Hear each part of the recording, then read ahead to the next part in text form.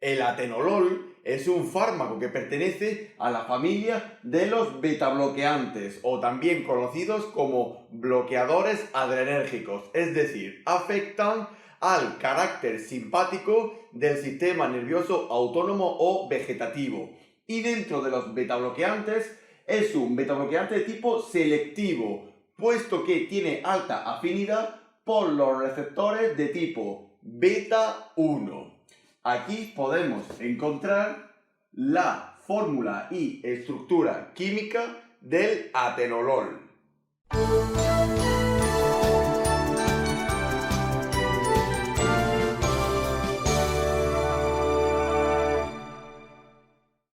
El atenolol, al ser un fármaco betabloqueante de tipo beta 1, es decir, afecta a los receptores beta 1 miocardioselectivos o cardioselectivos, está indicado en el tratamiento de la hipertensión arterial tanto en el grado 1 como en el grado 2 como en el grado 3, en la presencia de anginas de pecho y infartos agudos de miocardio y por último en la aparición y tratamiento de ciertas arritmias cardíacas.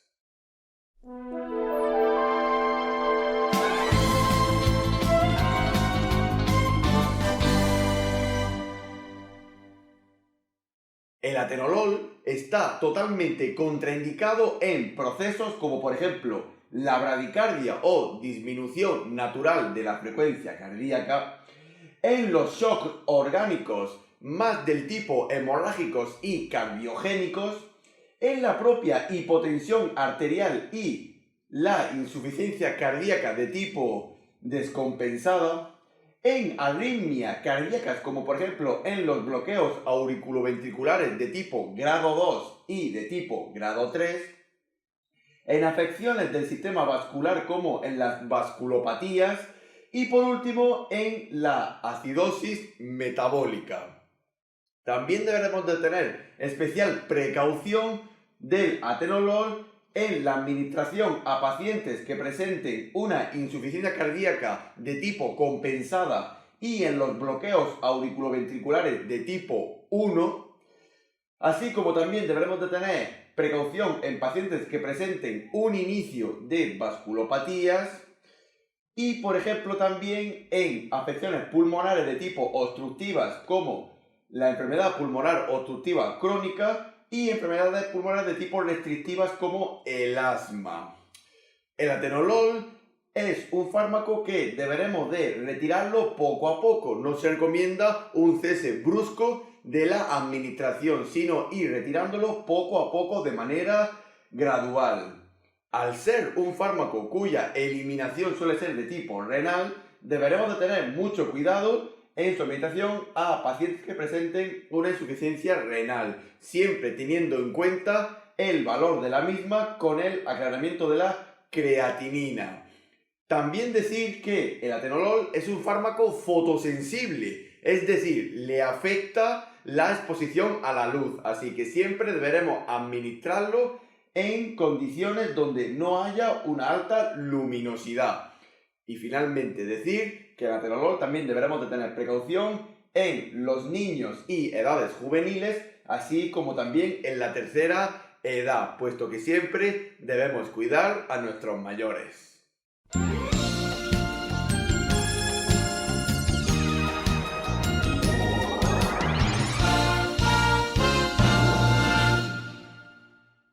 El mecanismo de acción del atenolol se basa en sus propiedades y características betabloqueantes selectivas, es decir, tiene un único objetivo, que es el receptor beta 1 adrenérgico, que se distribuye por todo el sistema cardiovascular y el músculo cardíaco. El atenolol es un fármaco de tipo dosis dependiente de selectividad. ¿Qué queremos decir con esto? Que el atenolol, cuando damos una dosis alta, cuando subimos la dosis, baja su selectividad. Porque recordamos que existen muchos tipos de receptores adrenérgicos. Tenemos los beta 1, los beta 2 y los beta 3. Es decir, que el atenolol, conforme subimos la dosis, podemos provocar una estimulación de otros receptores de tipo adrenérgicos, como por ejemplo el beta 2 y el beta 3. Por eso, para conseguir el efecto terapéutico deseado del atenolol, solemos dar dosis bajas para poder atacar al receptor que nos interesa, al receptor selectivo, es decir, el receptor beta 1, que tiene un efecto inotropo negativo dentro del miocardio, es decir, disminuye la contractibilidad de las células cardíacas y se consigue una mayor relajación del músculo cardíaco.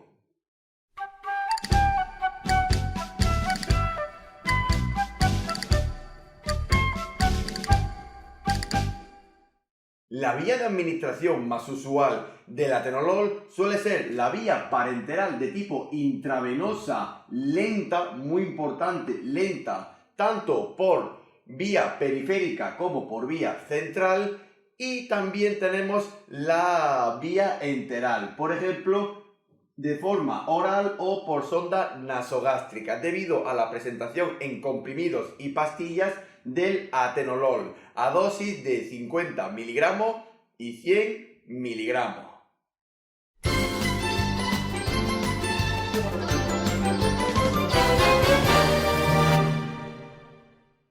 La posología y dosis más habitual del atenolol suele estar condicionada dependiendo de la patología en la cual se recomienda la administración de atenolol.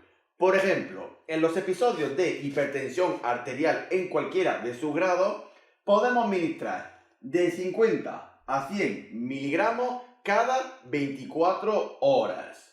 En la presencia de angina de pecho, administraremos 100 miligramos cada 24 horas o podemos administrar también 50 miligramos cada 12 horas. Es decir, podemos espaciar las tomas. En el caso de tener una arritmia compatible con el efecto terapéutico del atenolol, comenzaremos con 2,5 miligramos intravenosos muy lentos, recordamos, muy lentos, a pasar en perfusión de 1 miligramo por minuto. A los 20 minutos administraremos otra perfusión de mantenimiento de 0,5 miligramos por kilogramo. Y si conseguimos revertir la arritmia con la cual hemos seleccionado el atenolol como fármaco terapéutico, podemos instaurar una terapia oral que consistiría entre 50 y 100 miligramos cada 24 horas para poder contrarrestar la aparición de la arritmia. Y finalmente, en episodios isquémicos, como por ejemplo en los infartos agudos de miocardio, que los hemos podido detectar antes de 12 horas, o mejor dicho, dentro de las primeras 12 horas, comenzaremos con de 5 a 10 miligramos intravenosos, siempre al ritmo lento de 1 miligramo por minuto. Transcurridos 15 minutos, administraremos un tratamiento oral, que será primera dosis de 50 miligramos por vía oral, y a los 15 minutos administraremos una segunda dosis de 50 miligramos por vía oral, que conseguimos revertir los efectos de la isquemia miocárdica. Instauraremos un tratamiento final por vía oral de 100 miligramos cada 24 horas. Pero siempre, muy importante, iniciaremos el tratamiento con el atenolol si conseguimos instaurar el tratamiento del infarto agudo de miocardio dentro de las primeras 12 horas desde que sucedió el evento isquémico.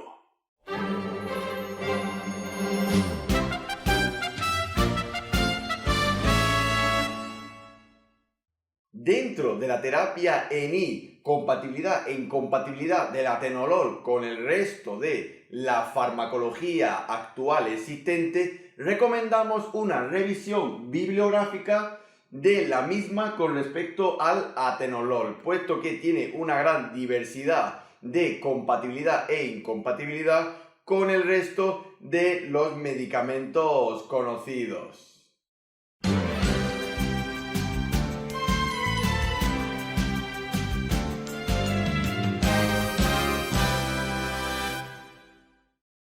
El atenolol, al igual que el resto de la farmacología betabloqueante, posee unos efectos adversos que deberemos de tener en cuenta a primera vista para poder corregirlos. Los efectos adversos más comunes del atenolol suele ser la aparición de episodios de bradicardia, es decir, una disminución de la frecuencia cardíaca debido al efecto inotropo negativo del atenolol sobre el músculo cardíaco, la aparición de dispepsias como por ejemplo náuseas y vómitos, una bajada de la glucemia basal muy importante. Valorar los niveles de glucemia durante la administración de atenolol también puede producir oculopatías como mareos y pérdidas de visión, trastornos del sueño como insomnio y dentro del embarazo y la lactancia, el atenolol tiene una categoría D, es decir, se ha demostrado que el atenolol puede provocar malformaciones y patologías en el feto, puesto que atraviesa la barrera placentaria y se excreta por la leche materna. Así que si podemos evitar el atenolol tanto en el embarazo como en la lactancia, podremos asegurar un bienestar tanto de la gestante como del lactante.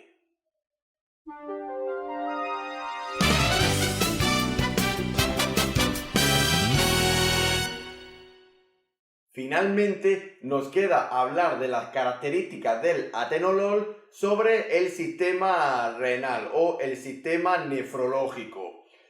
En primer lugar, decimos que el atenolol es un fármaco dializable. Se elimina por las técnicas continuas de reemplazo renal convencionales como la diálisis intermitente y en técnicas actuales como por ejemplo la hemofiltración venovenosa continua y la hemodiafiltración venovenosa continua, y no se suele requerir un ajuste de dosis en las mismas. Aunque eso sí, si nuestro paciente presenta una insuficiencia renal o un cuadro patológico de insuficiencia renal, deberemos de ajustar la dosis dependiendo del valor de aclaramiento de creatinina de función renal que posea nuestro paciente.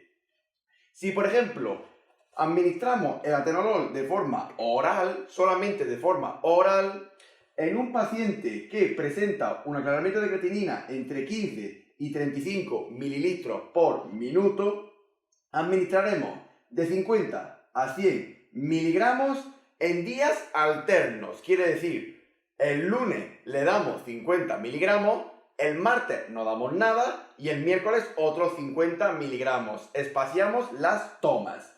Mientras que, por el contrario, si el paciente presenta un valor de aclaramiento de creatinina menor de 15 mililitros por minuto, administraremos solamente 50 miligramos en días alternos, incluso espaciando las tomas entre 3 y 4 días.